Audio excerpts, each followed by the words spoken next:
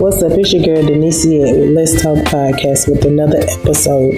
Today's topic for discussion is Thursday mindfulness. And mindfulness means being mindful of other people's situations, being mindful of other people's feelings, being mindful of other people's perspectives.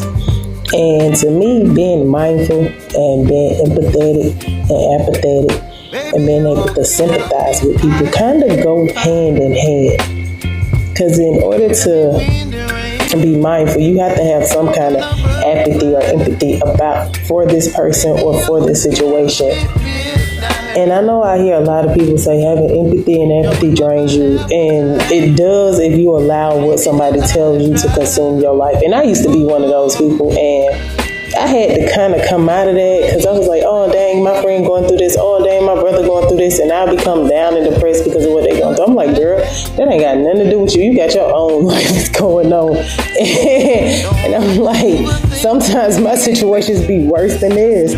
So I had to learn how to separate from having so much empathy with people. And that's how I kind of say that mindfulness and empathy and apathy and compassion kind of goes hand in hand. And I really had a light bulb moment or an enlightenment moment, if you want to call it.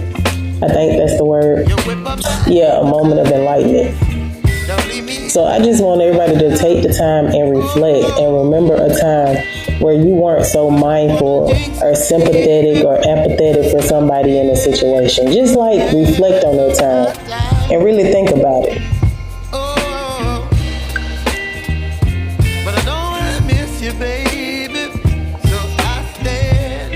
And now if you have reflected on that time that you were not being mindful in the situation, you could probably see that you kind of you went 1,000 for no reason. And if you would have just calmed down and taken a minute and been mindful or having empathy for that person and putting yourself in that person's shoes, you wouldn't have became so hostile or irate or even been so combative or negative or angry. And so my light bulb moment or enlightenment moment was, I thought about my daddy, my daddy and his mama and his sister. Man, I don't know if it's because his birthday was in August or whatever, and it's close to him being his passing. But I had a whole thought, like a light bulb, like, dang, girl, now you know you was entirely wrong for telling your auntie that and how you told her that, regardless of the relationship between your daddy, your auntie, or whatever, you had no empathy, sympathy for nobody at this point in time.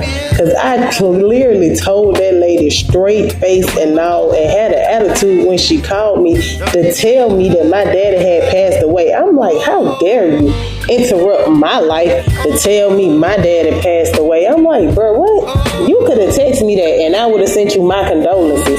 Man, I ain't know that man like that. And then, that ain't funny. Like, I don't know why I laugh all the time, but that ain't funny. But so today I'm sitting there thinking, I was like, dang, bro, I was not mindful. I had no empathy, sympathy, apathy, compassion, nothing for these people. All because of the relationship that I had with my daddy. Now, look, I'm looking at this situation like, damn, her relationship with this man, damn, my grandma's relationship with this man, damn, whoever had a relationship with this man and grew up with this man and knew this man before he got on drugs, because I don't know nothing about that. And not one time did I think about them. And to look back on that moment, I do feel a little regret about that. I feel a little ting in my spirit about that, because that was not kind, that was not polite, that was not caring, that was not loving, that was nothing. Like, and to believe that I was that cold and malice and nonchalant, like, oh my God. And these people did nothing to me. They did nothing no more than I did to them. I drew away from them, I pulled away from them, because I had thought about it. I'm like, now if I would never known this, and my mom would have told me though, for real. Because I'm not going to get on a plane. I'm not driving no more than 10 hours away, whatever. So apparently you have to come through Georgia to go to Ohio.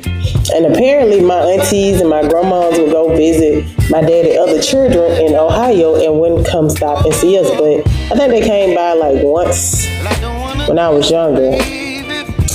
And then when I graduated from high school, and they came down again after I had. Yeah, my Aunt Pat came down once, but then she came down again and didn't even tell me. But that's a whole nother topic discussion for some other day. But if you want to know more about that, you can check my YouTube out, and it's still Denicia D3NIS3TT3 if you want to hear more about that story. But yeah, she came down here, and I think they came down here again for something. I don't know what they came down here. But no, they was passing through from Ohio to go back home. That's what it was.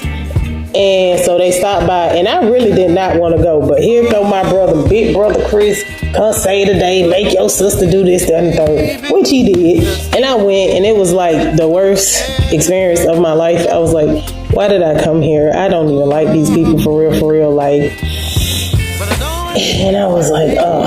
And I'm glad my kids got to meet their real biological side of the family, but I'm like, bro, y'all folks ain't gonna never see these folks ever again in life. Y'all probably ain't never gonna talk to these people again. Like, after my dad had passed, that was it. Because of that statement I made. And after that, I think my whole family that whole side, they stopped talking to my little brother, my oldest brother, and everything. I'm like, dang, y'all people really do hold grudges. I said, see, now, ain't no yet. Now, I don't. Then I was finna say, I don't even care about this. But nah, that's really kind of messed up how I approached that situation, because I did not care nothing about the relationship my auntie had with my daddy.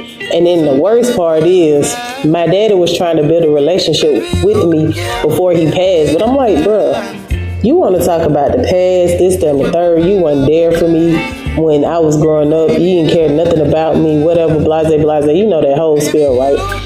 And then to reflect on that, and I had this one homeboy tell me one time, he was like, bro, you should change how you look at it. You should change your perspective. And when he hit me with that, I wasn't even entertaining that. I was still like, man, fuck that shit. My daddy left me, that shit you talking about irrelevant. But once again, I ain't think I like to listen to nobody at this goddamn point in time. I'm like, bro, I was just mad at the whole motherfucking world. But that ain't funny either. But after looking back, he was right. And if I would have changed my perspective on how I perceived my daddy and how he left us and just was like, fuck y'all kids, basically, in my mind, and to really look back like, man, that man was fucked up. That man was on drugs. Like, what the fuck he gonna do for me? What he go, like, how can he help my mama right now in this moment? And then when my daddy did call sporadically growing up, my daddy was always drunk, geeked up, or whatever he was. But apparently when my brother went down there, he was a pretty cool dad. Once again, I don't know about nothing about that. I think the last time I hung out with my daddy, about in middle school or something, we stayed over there in Alberta Street or some shit. And he came and picked us up. I will never forget that my mama and her husband was mad because my daddy was drunk as hell. And then on top of that, we were stuck at the store, I think Camp Creek, before it became all of that. And we was parked at some Wendy's, and my daddy was drunk sleep. So my brother was like, so what we gonna do? I was like, shit, we got some money, we finna go get us some burgers, we finna go get some drink, and we just gonna pop shit until he wake up, and these little white folks kept walking past, talking about some, everything all right. I'm sitting there like, bro, this how you know I've always been a finesser. And don't nobody take that personally, but for real. So the man walked by, was like, yeah, y'all all right? I was like, yeah, we just coming leaving back from Florida. My dad got a little sleepy, and, he wanted to rest, and blase, this, that, and the third. And the man kept walking on. He didn't think nothing of it, because shit, we was on Camp Creek, headed to Decatur. You feel like headed to Cobb County. So it kind of makes sense for the situation to go like that. But that mess was so funny, bro. We got back, my mom was mad to death. And like looking back and reflecting on everything I've been through, every thought process I've had, the way I've been perceiving stuff and changing my perspective and trying to be more mindful and more open-minded than I am, because most of the time I'm more open-minded than most people, but I'm trying to broaden that horizon of openness as well. So I really am, and it's difficult because I grew up with women that were stuck in their ways. Like when I tell you them women, man, what? Bro, they ran everything. You couldn't stump a toe, sneeze wrong, fart wrong, none of that. Bro, them folk gonna be on that ass, you feel me?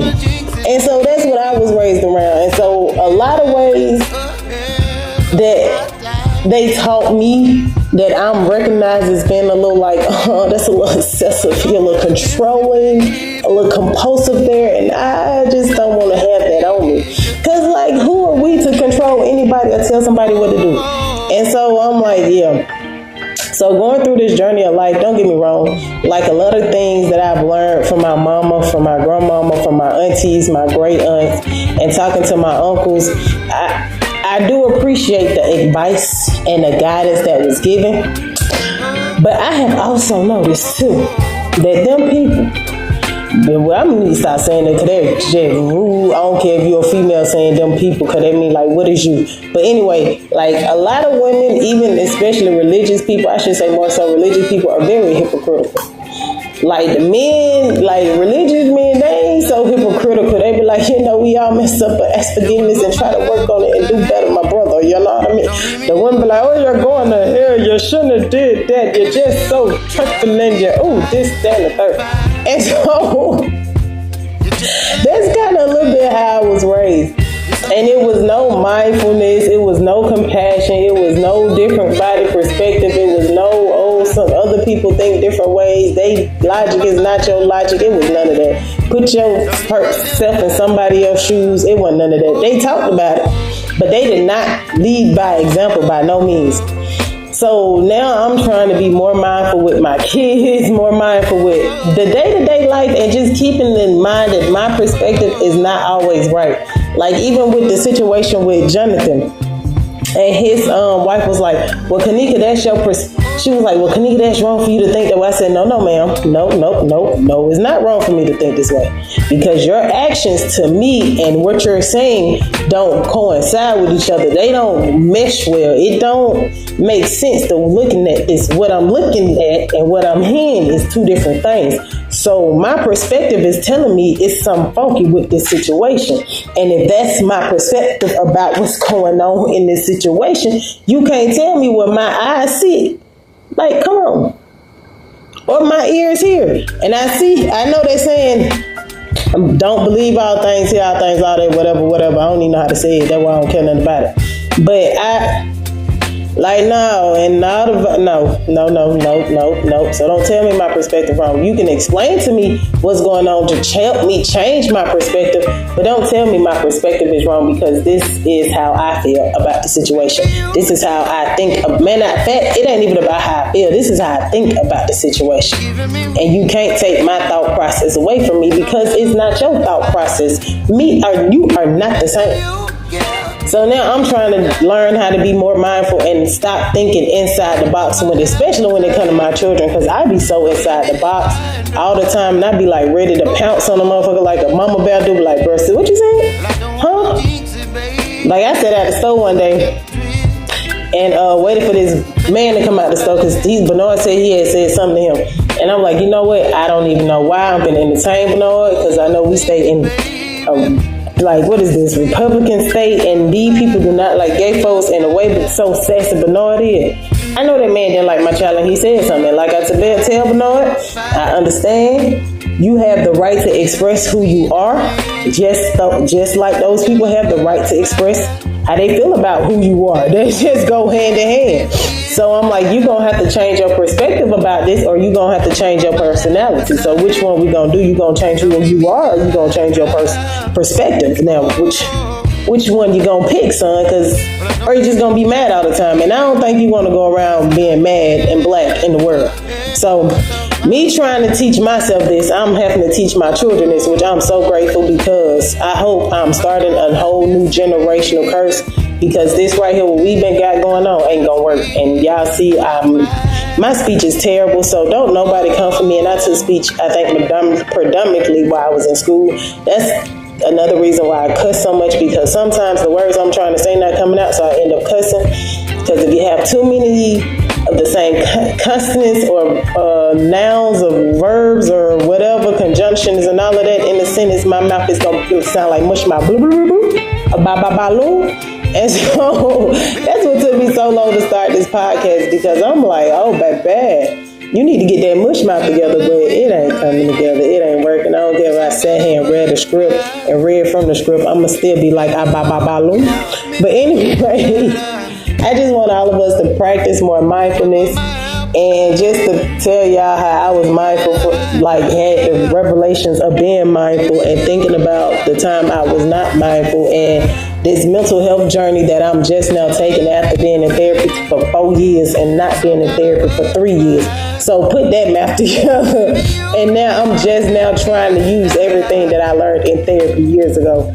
Ain't that some mess? So you can see my therapist was not them people that was trying to push me to take drugs or do all of this that I didn't want to. They be like, Miss Becca, well, then how did that make you feel? So how you gonna work on that? I said, I don't know. I'm gonna breathe, walk, something. And I ain't do none of that. But now I'm practicing. Thanks for watching. Make sure to subscribe and turn on post notifications.